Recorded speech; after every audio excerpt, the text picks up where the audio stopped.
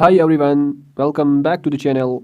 So in this video, we will be discussing about the yeast vectors. So these yeast vectors, they are the versatile genetic tool and they have a lot of biotechnological applications and they have the genetic engineering significance.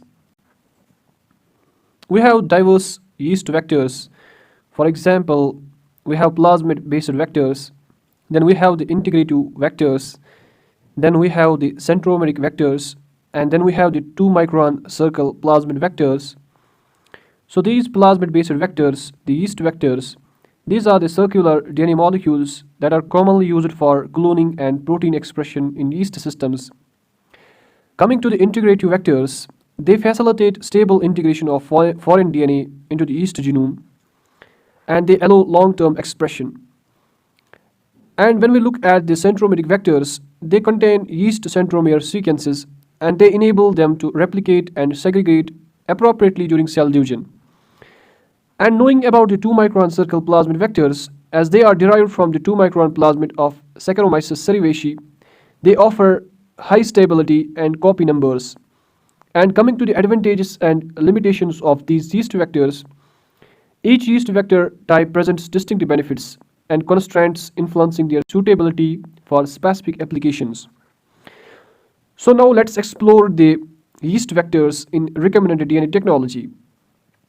We can use them as the cloning and expression of genes. So they can be used for cloning and expression of genes. As yeast vectors, they are utilized for cloning and expressing genes. They allow the study and manipulation of the genetic material. And as far as the production of recombinant proteins is concerned, yeast vectors enable the production of recombinant proteins with diverse industrial and therapeutic applications. And to study protein-protein interactions, yeast vectors facilitate the study of protein-protein interactions, aiding in the understanding of complex biological processes. And the important thing is about the analysis of gene regulation. So yeast vectors are instrumental in analyzing gene regulation mechanisms, contributing to advancements in biotechnology and medicine. Now this yeast-2 hybrid system, what is the principle of this yeast-2 hybrid system? So it enables the study of protein interactions by detecting physical associations between proteins of interest. Then comes the identification of protein-protein interactions. So this system facilitates the identification of specific protein-protein interactions, shedding light on cellular processes and pathways. The advantage in studying protein function and signaling pathways, it offers a powerful approach to unraveling protein functions and signaling cascades within the cell.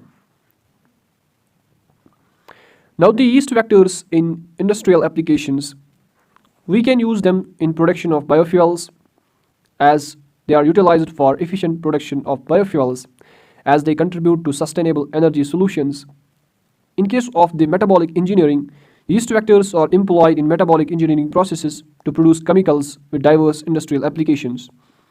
Coming to the pharmaceutical production, yeast vectors play a crucial role in pharmaceutical production, enabling the cost-effective synthesis of valuable compounds. As far as the food and beverage industry is concerned, yeast vectors are integral in the food and beverage industry as they facilitate the production of various products such as the alcoholic beverages. So the advantages of yeast vectors is that for in case of the eukaryotic cellular machinery, yeast vectors utilize the eukaryotic cellular machinery allowing for the expression of complex proteins and genes and protein folding and secretion. So they support proper protein folding and secretion, making them suitable for producing functional proteins and peptides.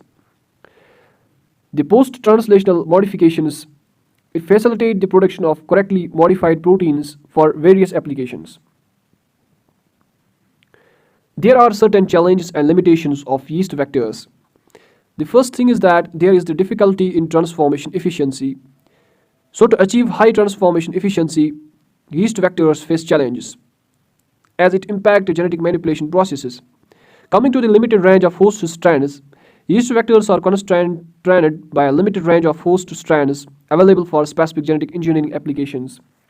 The stability of integral DNA, the integrated DNA, to maintain the stability of integrated DNA within the yeast vectors, it will present a significant obstacle in genetic engineering endeavors.